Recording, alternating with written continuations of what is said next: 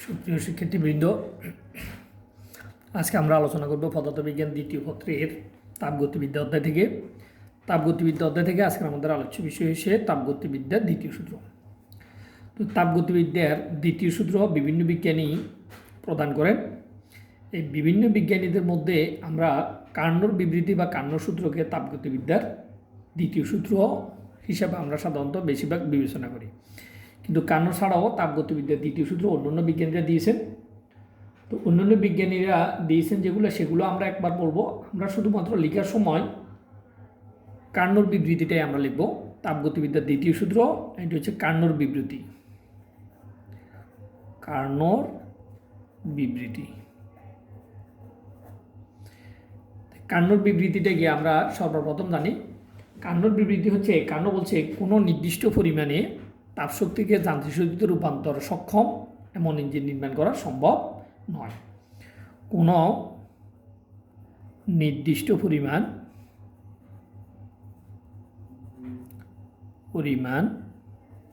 তাপশক্তিকে সম্পূর্ণরূপে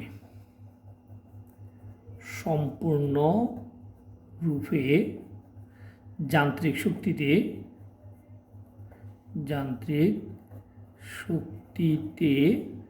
রূপান্তরে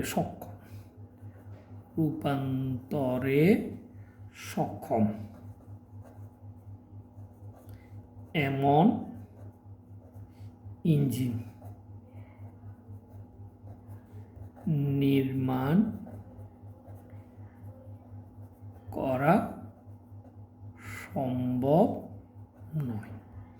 তাহলে কার্নো কি বিবৃতি দিয়েছেন তাপগতিবিদ্যার তৃতীয় সূত্র সম্পর্কে? কিন্তু আমরা জানি বিজ্ঞানী কার্নো যে ইঞ্জিনটা আবিষ্কার করেন এটি হচ্ছে সকল প্রকার দোষ ত্রুটিমুক্ত ইঞ্জিন।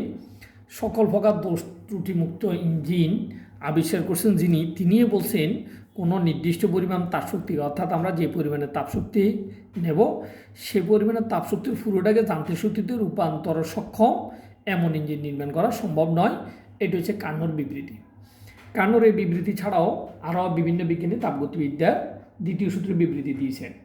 এরপরে বিজ্ঞানী প্ল্যাঙ্ক বিবৃতি দিয়েছেন এমন ইঞ্জিন তৈরি করা সম্ভব নয় যেটা কোনো বস্তু থেকে তাপ গ্রহণ করবে, এই তাপের পুরোটাই যান্ত্রিক শক্তিতে কী করবে, রূপান্তর করবে, অথচ পরিবেশের কোনো পরিবর্তন ঘটাবে না। এই বিবৃতিটা দিয়েছিলেন বিজ্ঞানী ম্যাক্স প্ল্যাঙ্ক। এরপর বিজ্ঞানী ক্লসিয়াস আবার একটা বিবৃতি দিয়েছেন। তিনি বলছিলেন যে বাইরের শক্তির সাহায্য ছাড়া নিম্ন তাপমাত্রা থেকে উচ্চ তাপমাত্রার দিকে পাঠানো কখনো সম্ভব নয়। যদি আমরা পাঠাতে হলে আমাদেরকে বাইরের শক্তির সাহায্য প্রয়োজন হবে, অর্থাৎ এক কথায় ইঞ্জিনের প্রয়োজন হবে। তো তাপগতিবিদ্যার প্রথম সূত্র থেকে আমরা মূলত শক্তির নিত্যতার বিধি সম্পর্কে আমরা ধারণাটা পাই। কিন্তু তাহলে তাপগতিবিদ্যার প্রথম সূত্র থাকার পরেও আমাদের তাপগতিবিদ্যার আবার দ্বিতীয় সূত্র প্রয়োজন কেন হলো? প্রয়োজন হওয়ার মূল কারণ হচ্ছে তাপগতিবিদ্যার প্রথম সূত্র থেকে আমরা শক্তি রূপান্তর হয় এবং শক্তি নিত্যতার বিধি মেনে চলে, এই ধারণাটা আমরা তাপগতিবিদ্যার প্রথম সূত্র থেকে পাই, যেটাকে আমরা বলি ক্লসিয়াসের বিবৃতি। এরপরে তাপগতিবিদ্যার দ্বিতীয় সূত্রের প্রয়োজন কেন? কারণ তাপ যে শক্তিতে রূপান্তর হবে তাপের প্রবাহ কোন দিকে হবে, তাপ আদৌ প্রবাহিত হবে কি না, তাপ প্রবাহ কীভাবে হবে সেই সম্পর্কে ধারণা আমরা তাপগতিবিদ্যার প্রথম সূত্র থেকে পাই নাই। এই কারণে তাপের প্রবাহ কোন দিকে হবে, তাপ আদৌ প্রবাহিত হবে কি না, তাপ থেকে কাজ উদ্ধার করা সম্ভব কীভাবে হবে সেটা জানার জন্য আমাদের তাপগতিবিদ্যার দ্বিতীয় সূত্রের আবির্ভাব হয়েছে। তো এর তাপগতিবিদ্যার দ্বিতীয় সূত্র আমরা কার্নোর বিবৃতিটাই পরীক্ষাতে আসলে লিখব। এবার আসো, আমরা যখন কোনো সিস্টেম এক অবস্থা থেকে অন্য অবস্থাতে যায় তখন সিস্টেমের অবস্থা দুইভাবে পরিবর্তিত হতে পারে। এই পরিবর্তনকে আমরা একটাকে নাম দিছি প্রত্যাবর্তী প্রক্রিয়া আর একটাকে নাম দিছি অপ্রত্যাবর্তী প্রক্রিয়া। তো এখন আমাদের এখানে কোনো সিস্টেম সম্পর্কে, সিস্টেম কিভাবে কাজ করবে সেই সম্পর্কে জানতে হলে প্রত্যাবর্তী প্রক্রিয়া এবং অপ্রত্যাবর্তী প্রক্রিয়া, এই দুইটা প্রক্রিয়া আমাদেরকে মাস্ট বি জানতেই হবে। তো এখন আসো, প্রথমে আমরা প্রত্যাবর্তী প্রক্রিয়ার কথা বলি। প্রত্যাবর্তী প্রক্রিয়া তাহলে প্রত্যাবর্তী প্রক্রিয়াটা আমাদেরকে ভালোভাবে মুখস্থ মনে রাখতে হবে। যে প্রক্রিয়া বিপরীতমুখী হয়ে প্রত্যাবর্তন করে, যে প্রক্রিয়া বিপরীত মুখী হয়ে, যে প্রক্রিয়া বিপরীতমুখী হয়ে প্রত্যাবর্তন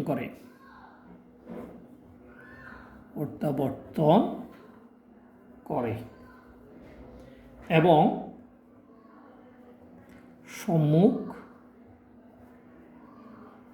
সম্মুখবর্তী ও বিপরীতমুখী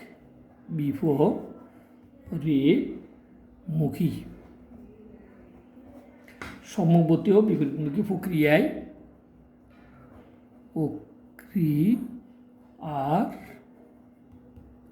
প্রতি স্তরে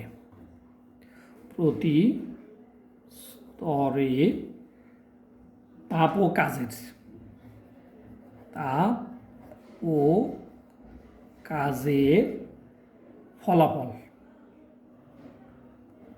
ফলাফল সমান ও বিপরীত।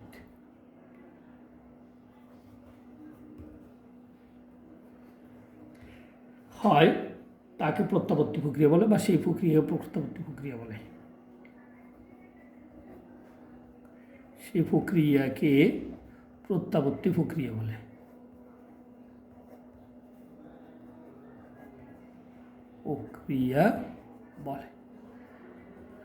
তাহলে আমাদেরকে প্রত্যাবর্তী প্রক্রিয়া সম্পর্কে একদম ক্লিয়ার ধারণা থাকতে হবে, যে প্রক্রিয়াটা বিপরীতমুখী হয়ে প্রত্যাবর্তন করে এবং সম্মুখবর্তী এবং বিপরীতমুখী প্রক্রিয়ায়, অর্থাৎ বিক্রিয়া যখন একবার সম্মুখমুখী হয় ওই প্রক্রিয়াতে তাপ হয় এবং তাপের ফলে সেখানে কাজ হয়, তাপ এবং কাজের একটা ফলাফল পাওয়া যাবে। আবার যখন প্রক্রিয়াটা ঠিক বিপরীতভাবে আগের অবস্থানে ফিরে আসবে তাহলে সেখানেও আমরা তাপ এবং কাজের ফলাফল পাবো। এই দুই ধাপে তাপ এবং কাজের ফলাফল যদি সমান এবং বিপরীত হয় তখন আমরা বলি প্রক্রিয়াটা হচ্ছে কি প্রত্যাবর্তী প্রক্রিয়া।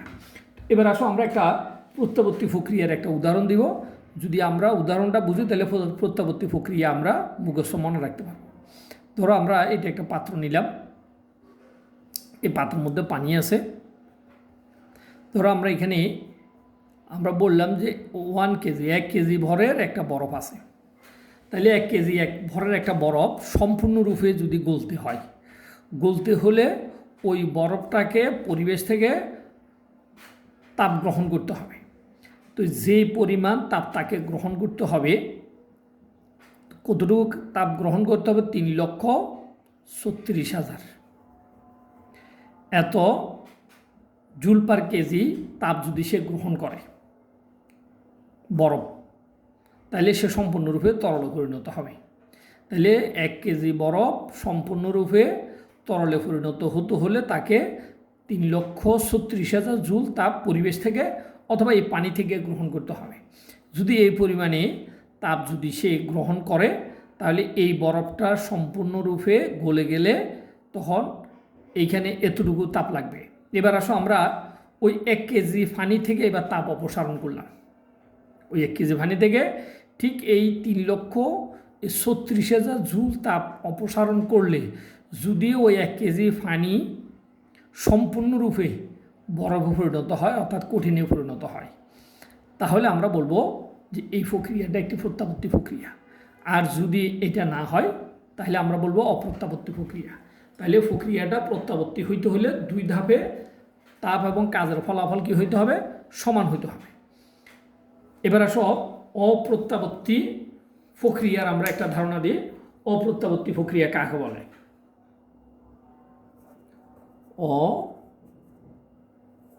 অপ্রত্যাবর্তী প্রক্রিয়া। পদার্থবিজ্ঞান একটা মজার সাবজেক্ট। এইটা যে ছাত্র বুঝতে পারে তার জন্য সবচেয়ে সহজ এবং সুবিধা, যে ছাত্র বুঝতে পারে না তার জন্য সমস্যা।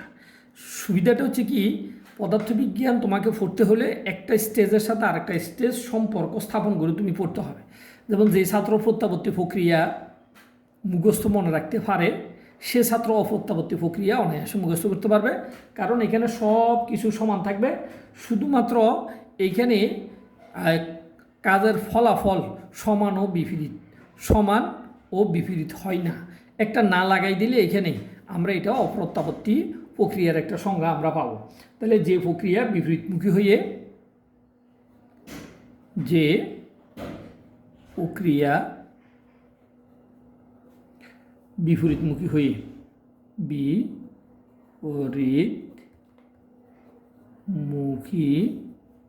হয়ে প্রত্যাবর্তন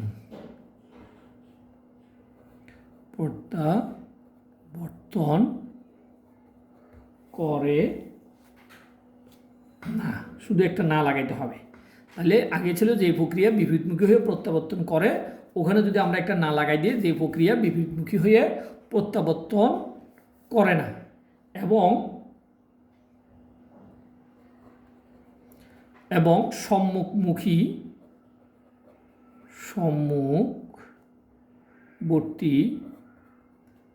ও বিপরীতমুখী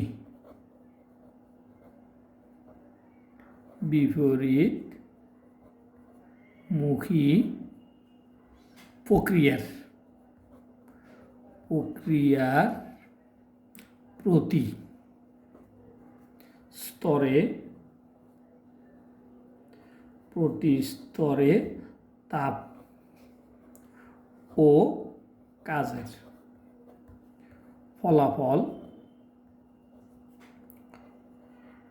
সমান ও বিপরীত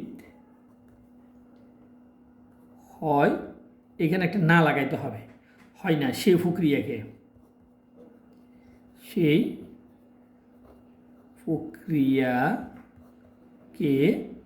অপ্রত্যাবর্তী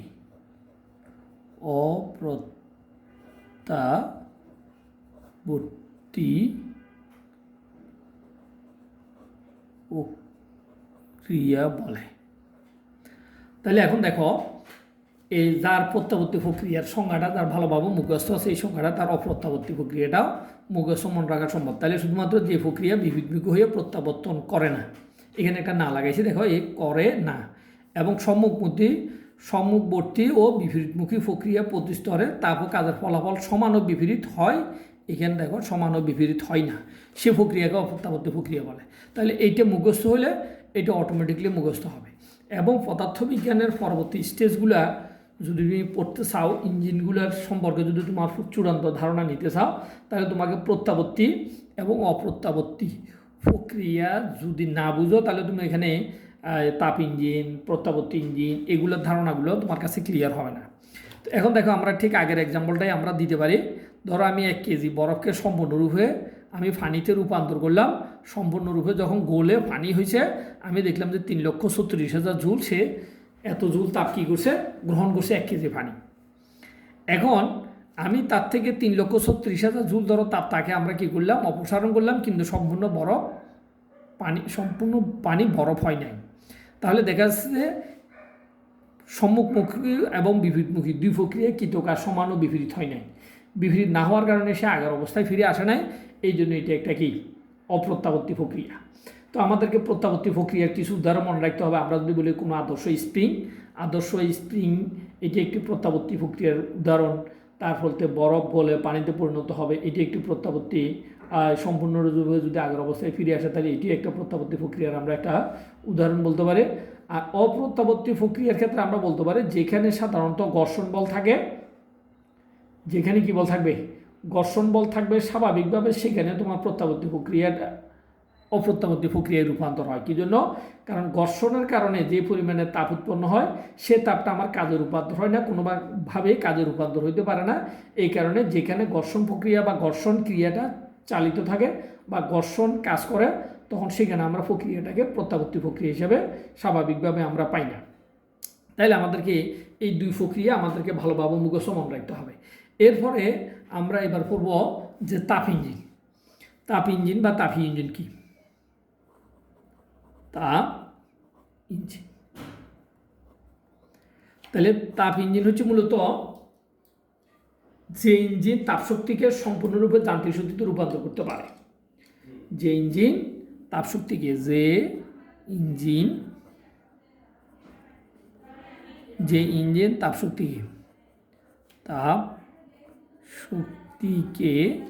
যান্ত্রিক শক্তিতে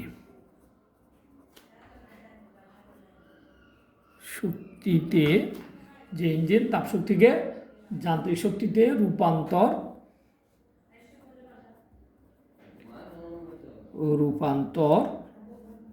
করে তাকে তাপ ইঞ্জিন বলে।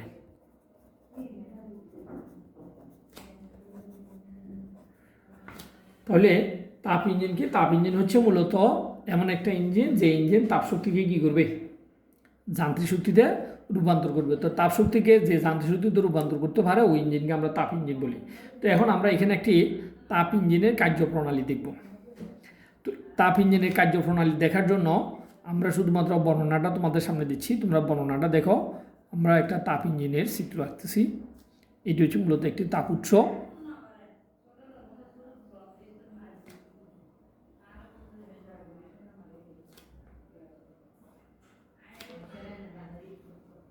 তাপ ইঞ্জিন সাধারণত কীভাবে তাপকে কাজে রূপান্তর করে আমরা তার একটা সাধারণ ডায়াগ্রাম আঁকতেছি।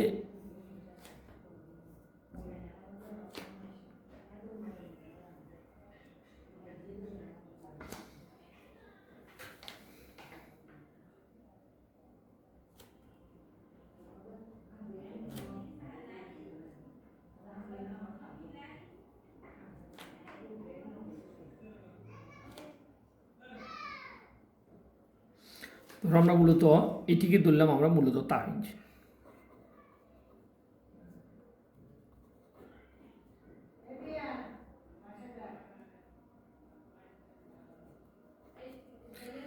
এটা হচ্ছে তাপ ইঞ্জিন, এটাকে আমরা বলি তাপ উৎস। এটার নাম হচ্ছে তাপমাত্রা হচ্ছে T1, এটি হচ্ছে তাপ উৎস। আমরা এখান থেকে তাপ ইঞ্জিনের বর্ণনা বলবো। ইঞ্জিন এ তাপ উৎস থেকে সে ধরো Q1 পরিমাণের তাপ উৎস থেকে তাপ গ্রহণ করে। এটি হচ্ছে T2 তাপমাত্রার তাপগ্রাহক।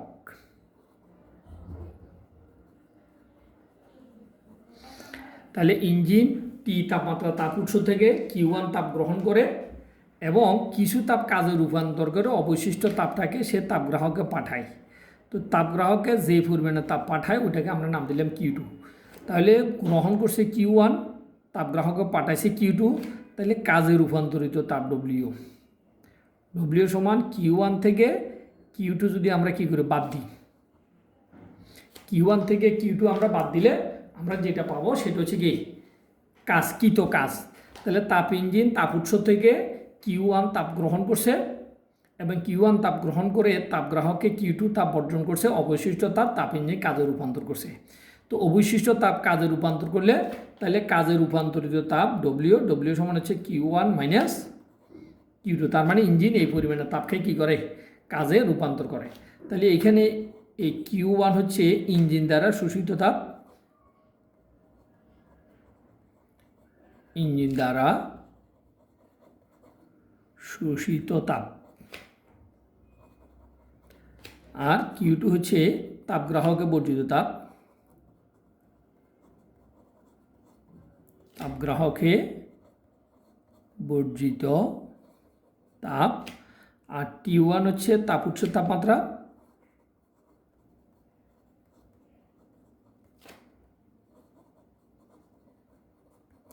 আর T2 হচ্ছে তাপগ্রাহকের তাপমাত্রা।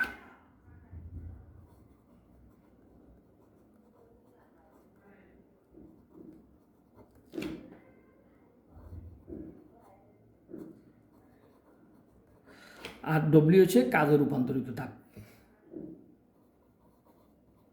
কাজে রূপান্তরিত তাপ। এই W সমান Q1 মাইনাস Q2।